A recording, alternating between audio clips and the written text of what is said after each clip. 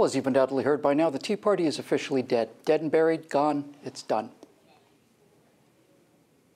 The Tea Party, it's behind me, isn't it?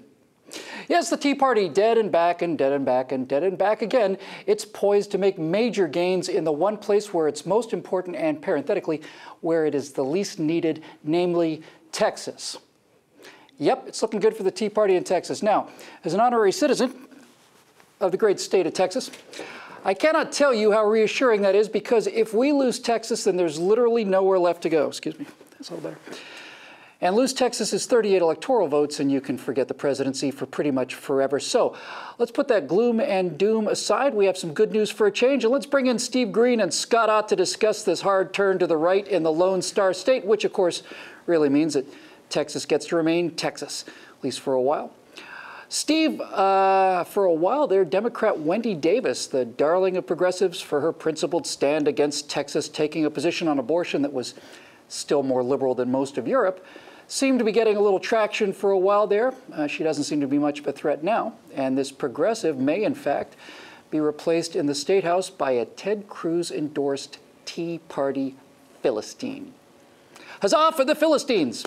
Now, as a man who has watched Colorado go from red to blue, how do you feel? And do you think there's hope yet for the Centennial State after 6 years of progressive broken promises, mismanagement, and stagnant growth? Boy, mismanagement is the right word. A little correction about Colorado, though. We didn't really go from red to blue. Colorado has always had pretty deeply weird politics. It's one of the things I love about this state. We like our Republicans to be pretty red-blooded conservatives, and we like our Democrats to be weird. You know, we gave you Governor Gloom back in the 80s. We gave you Gary Hart. Colorado Democrats tend to be weird, and they're weird sometimes in charming ways, and I like that a lot about this state. The problem is the progressives really did get a chokehold on the state, as the GOP here has been in circular firing squad mode for the best part of a decade now. You'd think they'd run out of bullets or bodies by now, but no, they're still shooting away at each other for the most part. So what the Democrats managed to do in Denver a couple of years ago was to institute same-day voter registration. And now the margin of cheating that Republicans and conservatives have to overcome is so vastly expanded. They may have just gotten a chokehold on the state and turned it red or turned it blue by cheating. So instead of our wonderfully, deeply weird Democrats, we're just going to get more vile progressives. And, well, it's still a beautiful state. It looks very pretty. One thing I want to say about Wendy Davis, though, she is going to lose, and lose badly, even by Democrat standards in Texas. All right. We don't cut into that kind of thing around here. Scott, now word is, partner, that you are leaving them dandies back in Pennsylvania and taking the Klan out west to strike out on your own in a place where a man has room to stretch his legs. Now, that would make you one of four out of 129,302 people whose incipient arrival in Texas makes the state more conservative. So what would you say to liberals moving to your new home for the economic benefits of conservative governance? Well, yeah, my big fear is I'm going to get out there to Texas and they're going to think I'm a liberal, you know, because I'm not going to be conservative enough for Texas. Hard to imagine, but it could happen. No, and Texas is interesting because we went out there at the end of April for a weekend visit. And we didn't go everywhere, but the places we went, what was striking to me, the people we met, we ran into almost nobody who had a Texas accent. We didn't see anybody with one of those hats on. Savages. And we saw, I think, one pair of cowboy boots. This is, you know, up north of Dallas. It's an exploding, prosperous suburban area with a lot of high-tech companies. And, you know, Toyota just announced after 57 years having their North American headquarters in Torrance, California, they're going to move to Plano, Texas, which will be like 20 minutes away from where I live.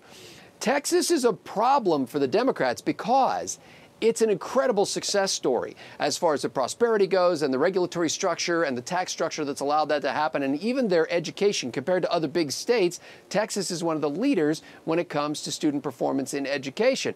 And the last thing in the world the liberals want is for Texas to become the model. So right now, if all the stories that you're reading about what's going on in Texas, they're trying to make it sound weird because in the lieutenant governor's race, you know, there's this Tea Party guy who's leading the fundraising race, and it looks like he's leading in the polls too.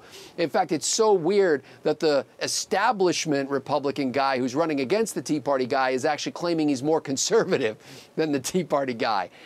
Don't believe the press coverage that makes it sound like Texas is a freak. In fact, sometimes the freak is the leader. There you go.